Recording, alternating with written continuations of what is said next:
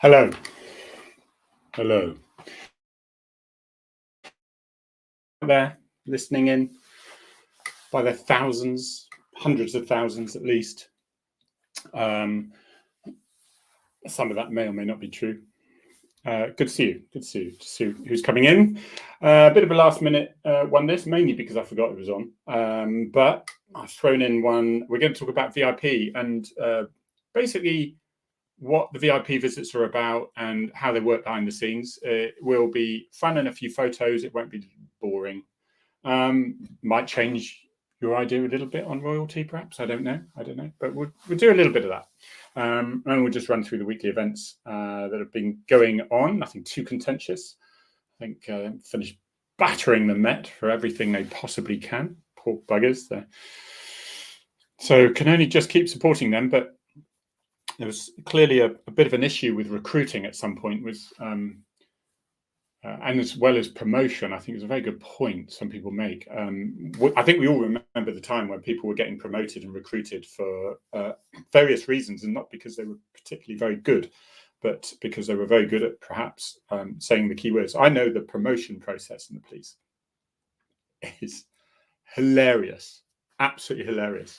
So basically, to go from sergeant to inspector, you have to, you know, that experience you had 20 years on the front line, actually investigating from the front line, be it CID or be it road traffic or whatever, road death investigation. You know, those where you're all hours of, you're in the middle of the night being called out of your bed, you're going to the scene in the winter and you're dealing with death and destruction. You then actually bring in projects and they're successful and they've made national and they're even done internationally. Forget it. Doesn't mean a thing. Get rid of it.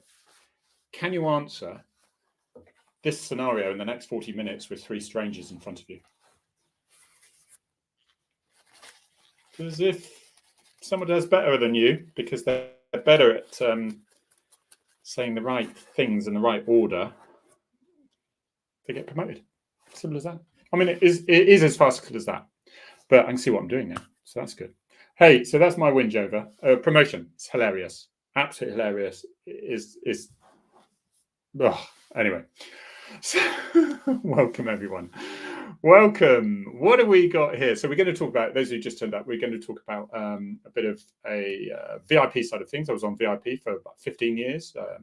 Did numerous jobs with all the royals, all the government officials, and you'll see in the book here there's a thing about, mention this every time, sorry. Oh yeah, and that one I'm doing the part 2 of Cornish Scoop as well. But in the Farms and Fatals and also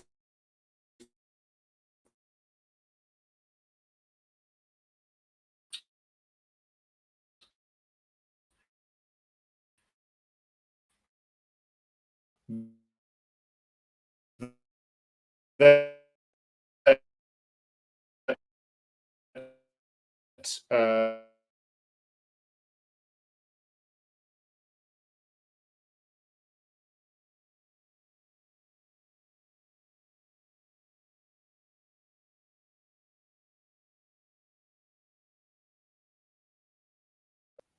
happened. Right, okay, I'm back. I don't know what happened there. I think it's a glitch because I'm right next to the Wi-Fi. So we'll see how it goes. Dave been sacked? No, Julie. Yeah, no. Dave is actually working. It's going to be for a little while as well. So sorry about that. Yeah, went a bit of a glitch. Let's see very quickly what's been going on. What's been going on? The best thing to do is just run down my Twitter page. Follow action. Twitter page. Action, man. Now I'm looking after an elderly person in Cornwall, so how things can change. There's Arthur. He's the main man. I haven't got Arthur this time. I haven't got him for 3 weeks because I had him for 3 weeks. Now this is interesting, isn't it? Vernal Scott. We've had him on Frontline Chat. He's a top geezer. I can't praise him enough. He's openly gay. He's clearly openly black, and he is the diversity person and inclusivity for Essex, I think it is. he's a top guy because he brings down to earth, basic, common sense to involve all so things can improve, rather than talking about those things in a very politically correct way, and we'll just ignore those little issues because we might be accused of saying something naughty if we do that, or we might be trying to refer to a certain group being this stereotype or that. So we'll just best avoid it. And unfortunately, the problem doesn't get solved. Vernal, if you follow him, is absolutely brilliant at bringing everyone together and really speaking from great experience, very great personal experience, but being balanced with it as well. So you might have seen this about the head of Pride with the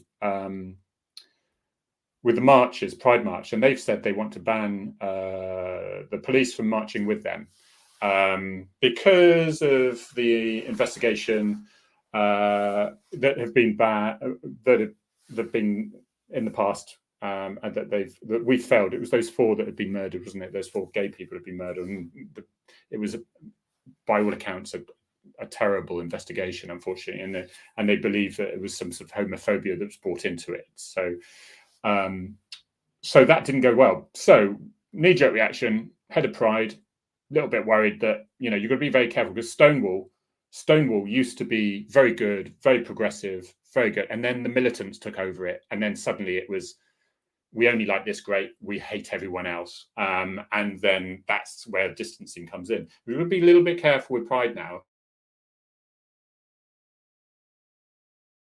We want to keep, and you've got police, when you think how many gay police officers there are, and you're starting to exclude them as well now. I know they're a day at work, and I think there is a limit with how much people say about all the cars covered in Pride stuff and all that.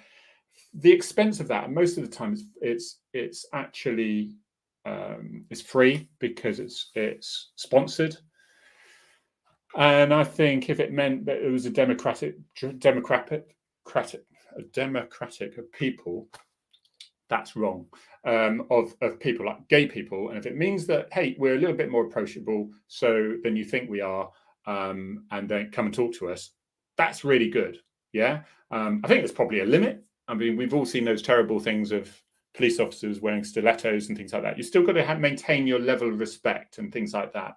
But I think the more you can encourage people to realize, actually, I can go to you, I trust you, that you're not just going to brush aside or laugh behind closed doors sort of thing, which I can assure you doesn't happen. But it only takes 1 or 2 really bad cases to bring that alarm to people, so they don't come to the police, and they could be suffering from domestic violence and all sorts of things. And Vernal's giving he's giving them some grief there. My personal email to Peter Tatchell, objecting to the exclusion of brave, uniformed LGBTQ folk, which are police officers, of course, as well. So he says he's both personally and professionally disappointed by this terrible decision. Hope that you and the others involved will reflect and apologise for championing exclusion when you should have been welcoming on the selflessly brave, uniformed LGBTQ women and men in blue. Now, I think...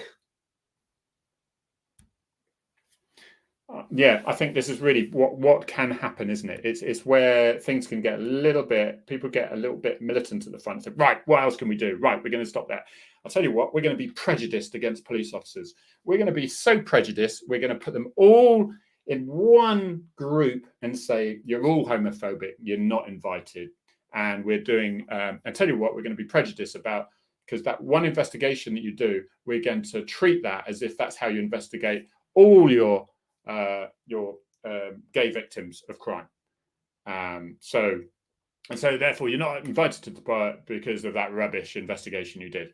Forget all the good ones. Forget all those gay people who were saved from crime, from the offenders, where offenders were convicted after an extensive amount of work and things like that. So Timothy Show is out there. Ian Adams. But that's what you're in. You're in the Safety 5 boat. He's waving a flag. and he looks like he's got the most enormous arm because it's zoomed in. Yes, exactly. Ben in knots. It is. Well done. So what have we got? So we have Zad. Just bring that on. Let's just scan down what's happening. Having a quick look at the comments as I go down. It's very difficult, and there's just one of you here, you know. Pride. Okay, so that was the main headline in the Guardian. Uniform police not welcome at Pride London. Andrea, Thinly Line. Oh yeah, that was good. Have an online workshop later to share. That has been done. Cornish magazine, I'm in there. I'm in Cornish magazine. That was a nice little article in there. And guess what? He had to be in there. That photograph was taken by Chris Saville, who I don't know what's happening.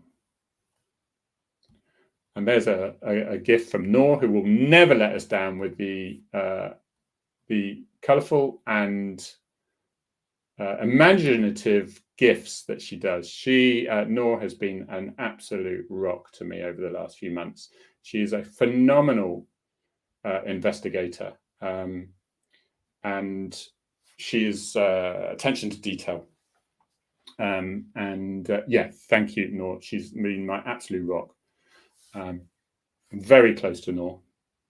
Right. So, yeah, then Sadiq Khan is getting a bit of a backlash now because Sadiq Khan, you see. So he's blaming the Home Office. Yeah, so basically the Met Police have been put on special measures. We all know that. I think we say that last week.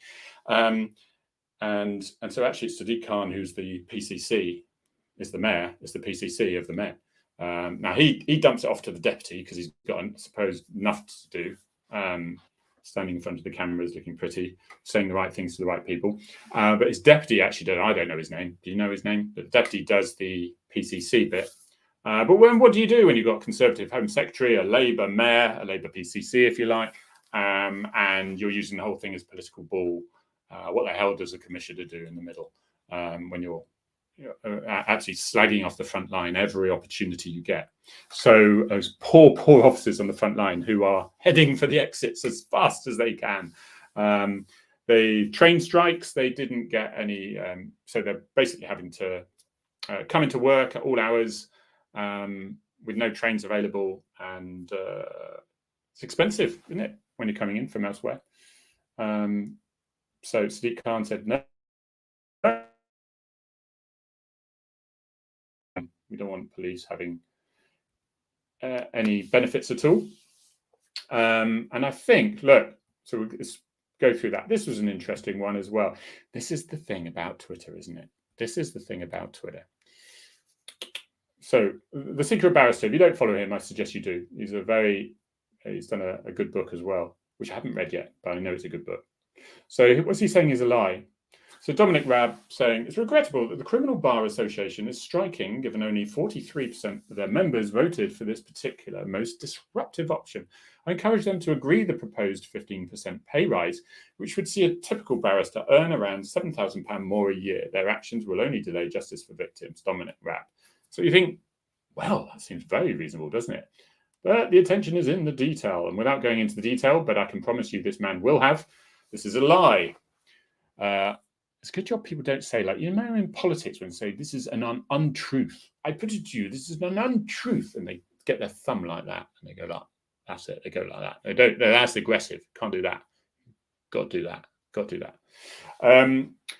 81.5% voted for this action. All right, not the 43.5. There is no 15% pay rise on offer. There is no £7,000 more a year. Junior criminal barristers will remain on less than minimum wage. It's a little bit like the apprenticeship degree entry and the degree entry process for police training. They say you don't need a degree to join, but if you haven't got one by the time you've finished your training, you're out. So it's all in the detail, isn't it? Junior criminal barristers will remain on less than the minimum wage. It's like that. It's like that with a few things, isn't it? It's like policing. If you can get through the first 7 years, you're on a reasonable wage. Getting through the first 7 years, especially if you've got a family and you're then doing this apprenticeship thing where you're writing lots of thesis and reports and studying stuff that has no relevance to actual policing, then you're going to be okay. And then you're just going to, don't join the Met, they join Devon and Cornwall Police, because they're great. Although Sean Sawyer, Chief Constable, is leaving. So, Stephanie, where have you been? We've been waiting for you for ages, you know? Everyone was saying, where's Stephanie? Where's Stephanie? Where's Stephanie? I don't know. No. And this, yeah, you're quite right, Jacqueline. Jacqueline, I think what it is, the problem is, I think this is what somebody referred to this, and it was a brilliant idea. It was like the Dragon Slayer. It's like a Dragon Slayer, and Stonewall were like the Dragon Slayers of all homophobia and obviously racism and things like that, but and likewise and things. But so they've been slanging it. There were equal rights, and then everything's brought in, and they're thinking, right, well, what can we do? What can we do? And they're looking for issues instead of saying, right, we need to improve this, and we need to try to. There's a lot more to do, but we need a massive campaign, and so they turn onto these other more obscure things, which is probably why we've got 8-foot tall cyclists cycling against 5'6" cyclists. But anyway, that's another subject. I'm glad Dave's not here,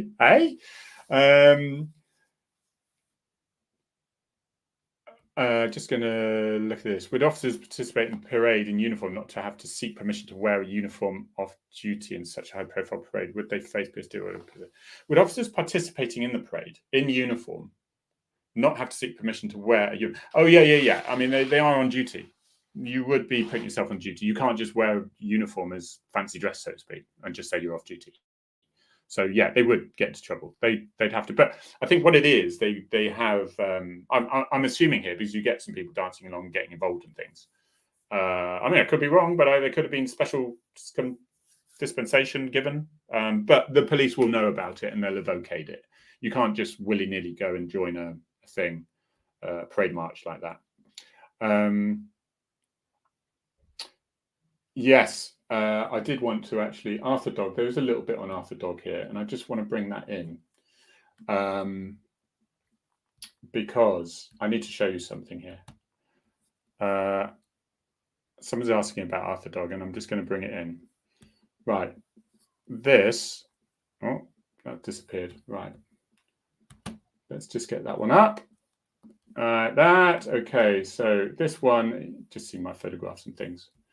Right, so this is with my beautiful Noor, who's been my absolute saviour and my rock. So thank you, Noor. Have a look at this. It's just talking. So this is just talking about basically my daily counselling session from all stress.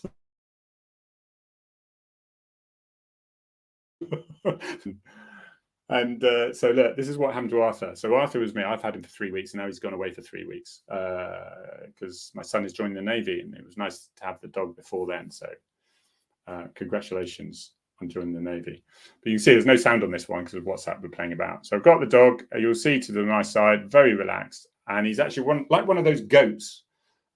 he's just collapsed.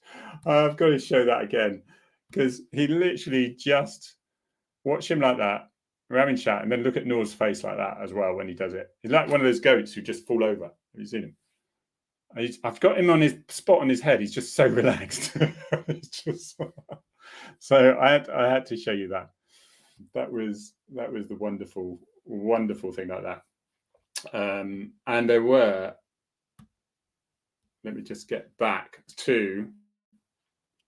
See, this is why I need a production team. Production team.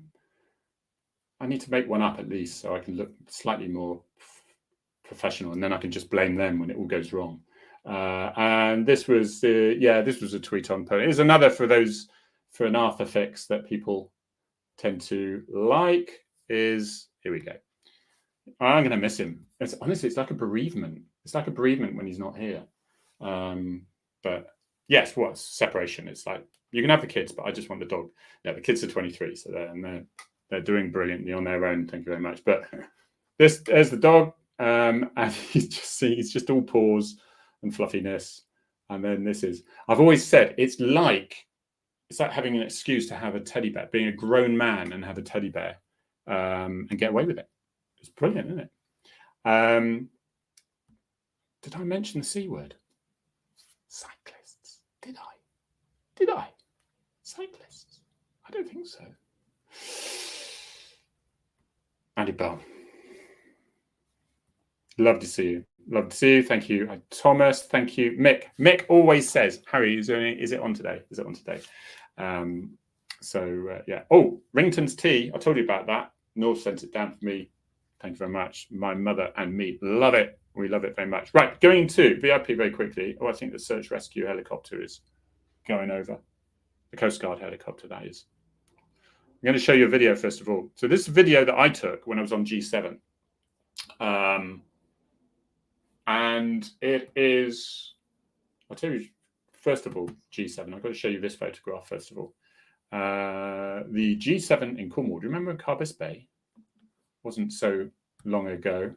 It was almost this time last year. So 13 months ago. And that was a wonderful occasion in Devon and Cornwall. The sun shined every day. There you go. There I am. If you look very closely down here, it's all been unplugged. So, that. But here's a convoy. Right. The difference between the Americans and the British VIP. So I did it 15 years. Was involved. So basically, when you think every force has certain VIP officers, so when royals arrive in your force area, they don't have to bring a massive entourage. And I'll show you an entourage that the Americans bring with them. But then we have equally trained VIP officers, and I'd actually argue that we're better trained because we're the ARV officers as well. So we're advanced drivers, and we do building entries and things like that. And we do the VIP. So basically, 3,000 cops in Devon and Cornwall. 14 of us did the VIP side of things. 100. I won't say how many ARVs, but 100 and something. So anyway, so that was that. I'm going to show you that. This is how the Americans do it. Enjoy.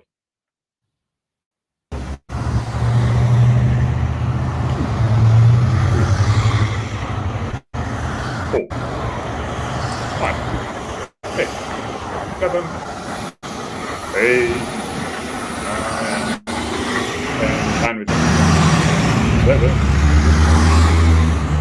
12, 13, 14, and 1 air. I don't think I even started at the beginning, if you actually see like that. So you can see, it's a huge affair. Guarding this ferocious people.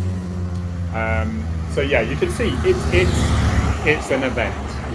Yeah, so I didn't even start on that, but it is an event, and it's a pretty impressive one. This was another one I took, and this was when the thing is, when I'm a civilian, I am a civilian, and it's so refreshing. Not in a uniform or anything. I've got a little tabard thingy, and not tabard. I've got a lanyard thing, and I can actually enjoy the event really.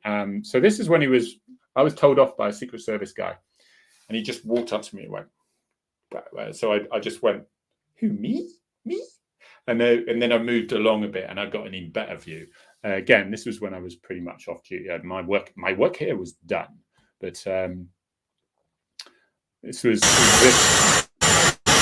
So if we go back here, so he turned up. There's a couple of helicopters. So usually they've only got one. So they always come to British no practice. People here. They're flying from America. It's probably lovely. So probably saying this by the very difficult secure.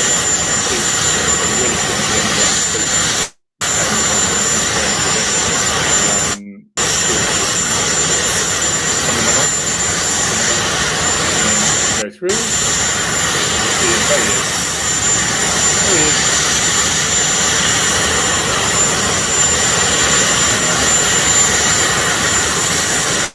Here's the president. No, not in the centre. We've got the Lucifer guys in front. From America. Turn around. Right, left there. A little wave. I think it's. That was it. The difference is that move that one. The difference is we minimize the risk because we've got a better reputation with keeping our prime ministers and royalty than the Americans have, who've had a lot shot at and things, because the world's a different place over there, really, isn't it? So this is the equivalent over here. That is the search rescue helicopter, if you can hear it. There we go. That's me. That's me with a pig and Princess Royal, and I am saying after you to the pig. They're big pigs. Can you imagine? They're coming up to your waist, and you think this would be embarrassing if that thing went stunk like that. He's just thinking of sausages, I think. And so this was the Devon County Show, which has been running at Cornwall County Show. This one, I think it was a Cornwall County Show.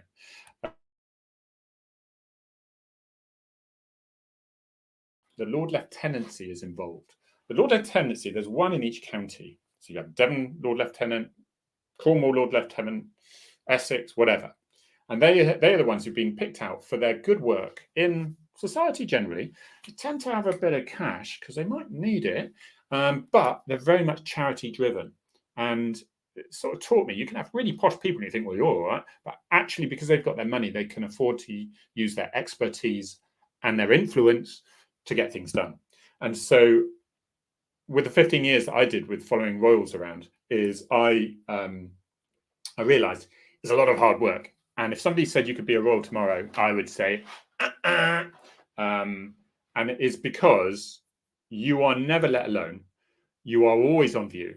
You're not allowed to spend your money on the holiday that you want to spend it on, really, because there's homeless in this country, isn't there? So you can't be seen be going to Jamaica or somewhere like that, the Seychelles, because that would be rubbing their face in it and not taking life seriously. So, and that's on the recce we did, purple trousers, very VIP, wasn't it? I don't think I wore them again after the ribbing I got.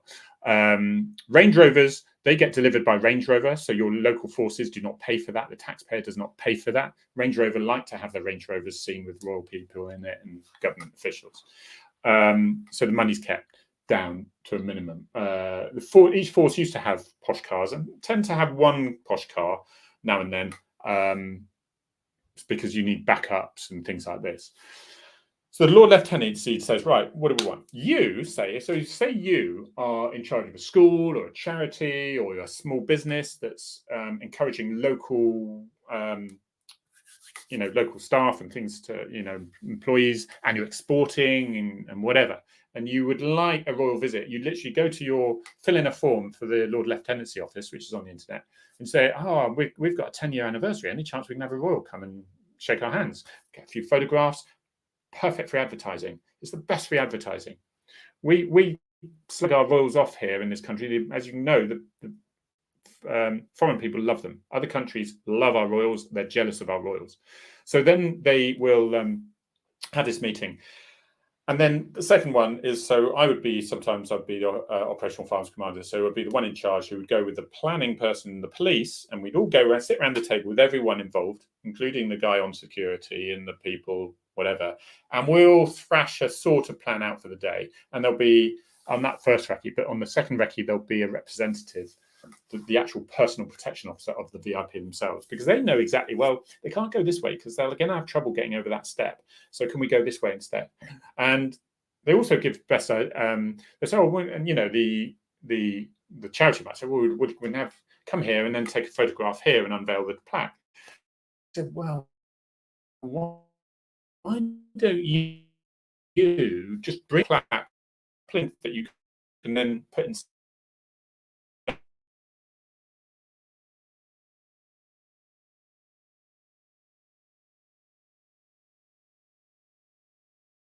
me if it's coming through okay. Why don't you move the plate and get your photograph taken in front of your building or in front of your flag or in front of your thing? That's even better evidence. So it's really, really good, positive sort of advice that they're giving.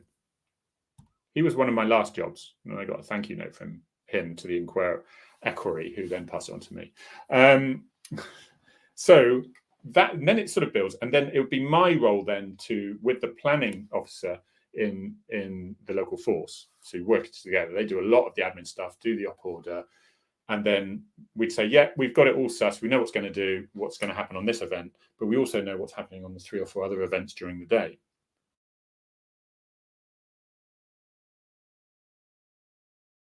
Can I just say this? You got a member of the royal family who's going to boost charities' figures and their basically their vision on the internet and in the world by saying there was a visit here today with this. You're going to boost the staff there, because even Duke of Edinburgh Awards, Prince Edward, superb when he does his deliveries for Duke of Edinburgh Awards children and students in schools. Really entertaining. And yet there's no media for him because he's not considered that interesting for national press. However, those kids think, oh, hadn't it been a great day? It's been a special day. We've been rewarded for what we've done and whatever. But they need to do 3 or 4, and the only way they can get around to that is via helicopter. They sometimes fly a helicopter, land, and then they drive between 3 or 4 events in the middle, and then the helicopter either stays where it is and we go back to that, or because you've gone through the county, the helicopter repositions itself to that later space.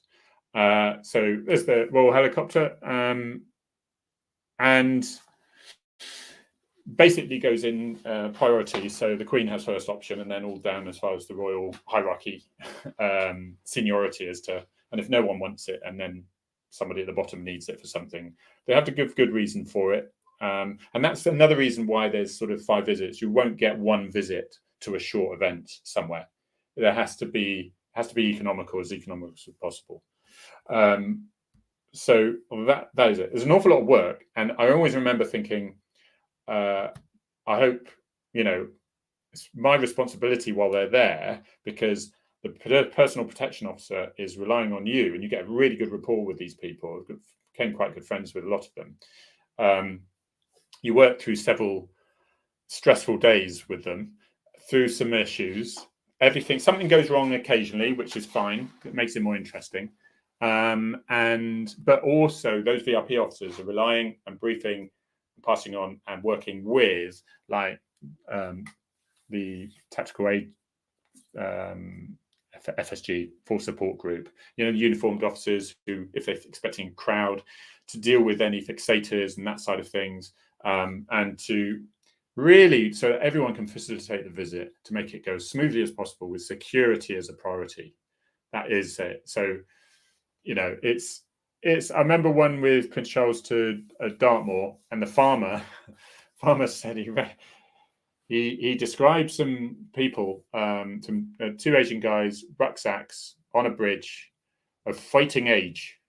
They were of fighting age, and they were late at night, and they had backpacks, and and they had some sort of box or whatever.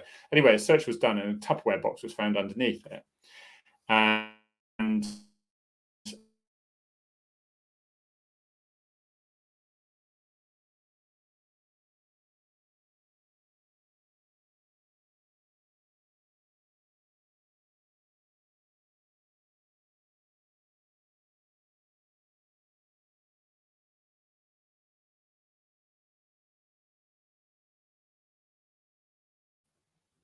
I'll improve my Wi-Fi next time. I don't know if someone just let me know if you still get me there, whether it's just me losing the picture or whether it's you losing this.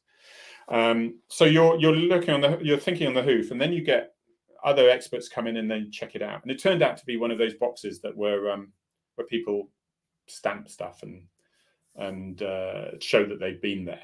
But it's something you can't say, oh, it will just be that, don't worry about it. You need to check it out. And sometimes we have to delay a particular visit to a particular point because the main person who's going to welcome it, who's head of the thing, is stuck in traffic. They can't get there. So we'll do a slightly longer route, but we'll do, it's that sort of thing. Thank you, Mitt. Thank you. I'll plug the Wi-Fi in next time on an Ethernet cable. I am right next to the box, so I'm mystified why it's happening like that.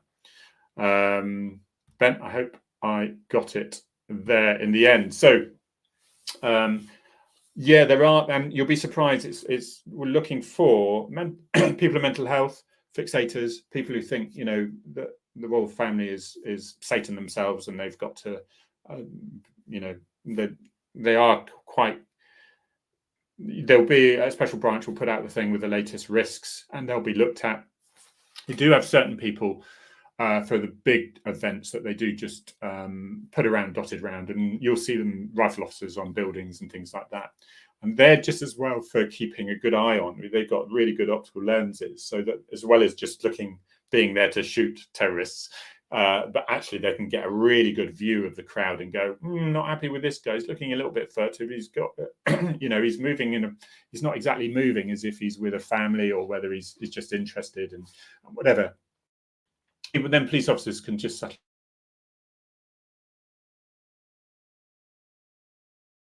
Very undervalued.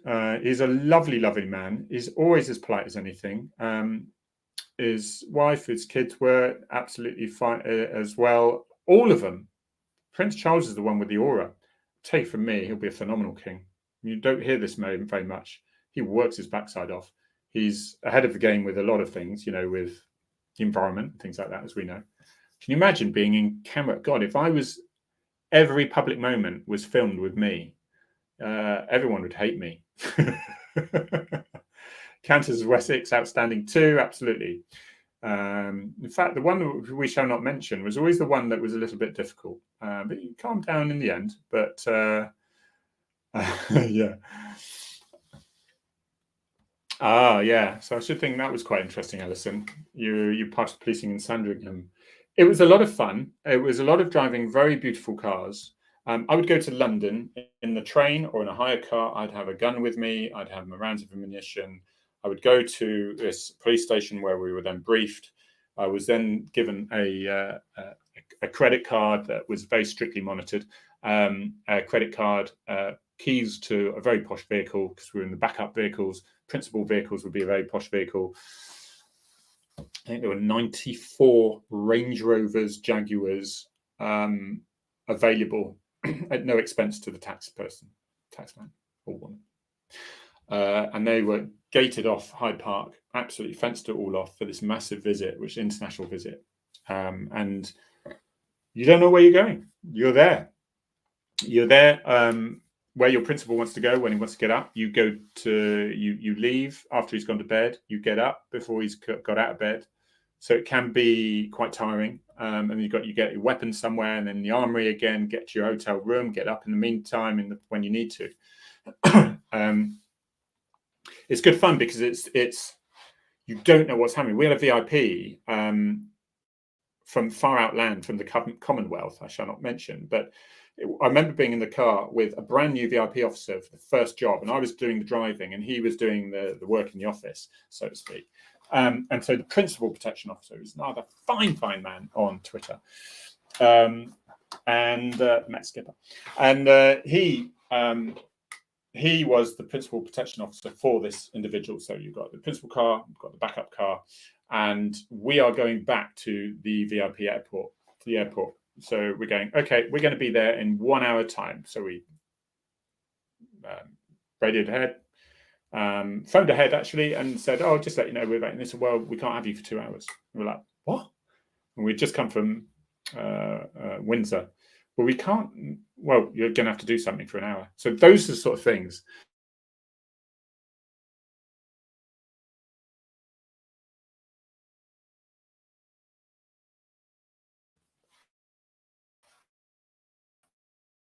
What would you do if you're on holiday? Where would you want to go? Let's bring him back. Let's take him along the front of Windsor see the river and all that sort of thing. In the end, what we managed to do, because my colleague was phenomenal.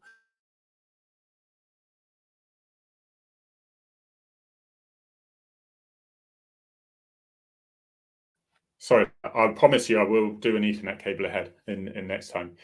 He managed to get this person a tour in the little chapel, which is where Meghan and Harry were going to be married later on.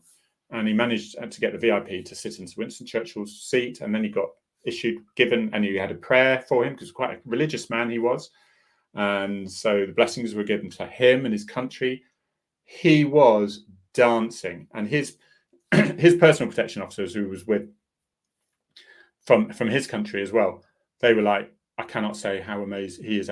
That bit was far more memorable for him than the visit itself, and that was because the protection officers just used a little bit of nous and fix the day. So a lot of it is facilitating that visit, making it smooth, but not compromising on security. And it's thinking out the box and getting everything there. Yeah, it is. Prince Charles, he's good. There's a place, Nansleden, I've brought him, is a housing estate here.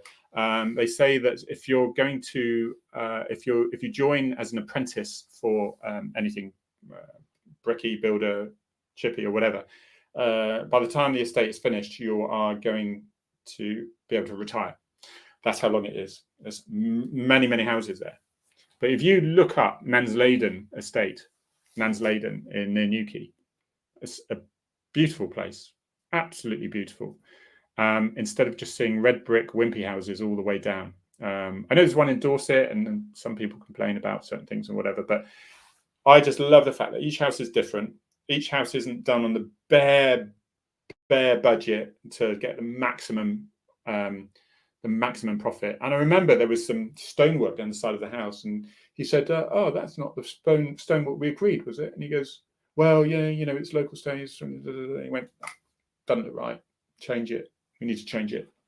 Things have got to be right. He's a perfectionist. He's like a CEO of a massive company, and lots of tenant farmers who rely on him as the landlord in Cornwall. That's why. Duke of Cornwall. So, and he's good, and make sure with these farms that there's places for bats and things like that. Another time we were walking up, and the builders, he was seeing some building work done on some Dutchy buildings, and he goes, "Where's the bats, homes or whatever you call them?" And the guy said, "Well, we just thought better not without them, because in case there was a damp issue later on." He said, "No, I want bat things up there, bat homes up there, bat boxes." He's a stickler. You can't get it past him. So really, really good. Unless there's any questions up there, I think we managed to scrape through with freezing stuff. So I do apologise about that. And it's sorry about the rough and ready thing, but I did genuinely forget. It's been so hectic. So hectic here, but it's we got there in the end. Thank you for those you all stayed here, so thank you very much indeed. Oh yeah, there are some other questions. I just didn't forward it up a bit. Right, keep freezing. Yes, keep freezing. Council Wesley outstanding too. Harry hasn't right. Just what I thought, Andy. I mentioned this last week. It's where Harry's dad used to write his book, so I understand. Ah, yeah, the place behind me. I'm sitting in my dad's chair, where he wrote all his books. Nice chair, isn't it? Look at that. He wrote all his books, including Facing the Sea, which is the only reason why I wrote my book, because I thought that's quite good to get a record of your favourite bits. So when you're dead and gone, even if my kids haven't read it, maybe the great grandkids will come across it and go, "Oh, that's interesting." So yeah, it's good. Thank you, Andrew. Yes, I'm good. I'm very good. I got Noor, haven't I? So she's looking after me, especially with Arthur not here. And my brother Geren's coming next week. So he's coming on Monday for a week from Norway. So keep an eye on whether we're doing this. I might still do it, but I might be giving him brother time because he's flying from Norway and then back to Norway. And the end of the month, I have my brother from France. So looking forward to it. Thank you, everyone. I think we'll leave it there. It's been a funny old time, isn't it? 45 minutes. It's been emotional. Go be steady out there. Take it steady and enjoy the sun when it comes, yeah?